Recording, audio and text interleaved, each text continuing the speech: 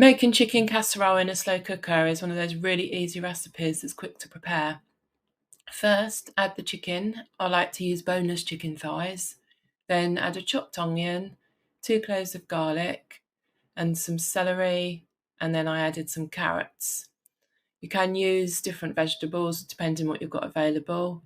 Also added some new potatoes. For the flavouring, I added a teaspoon of dried mixed herbs, a teaspoon of mustard, so that's optional,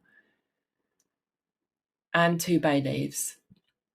Then for the liquid, I've added some chicken stock. I tend to use about 500 ml, but I'll sometimes add a little bit more if I've got a lot of ingredients in there. Don't worry if the ingredients aren't completely covered though, because plenty of liquid will release from them while the slow cooker cooks nice and slowly. Set the slow cooker off on low for about 6 to 8 hours or high for 3 to 4 hours. At the end of the slow cooking time, there should be plenty of liquid and the vegetables and chicken should be soft and cooked all the way through. If in doubt, do check with the chicken with a meat thermometer. The liquid will likely be quite thin. You can serve it like this, but I prefer to stir in some gravy granules. Take out the bay leaves before you stir in the granules though.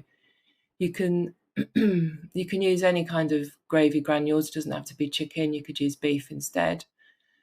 Thanks for watching. I hope you enjoyed this recipe. Do check Liana's Kitchen for more slow cooker recipes. Thank you. Bye.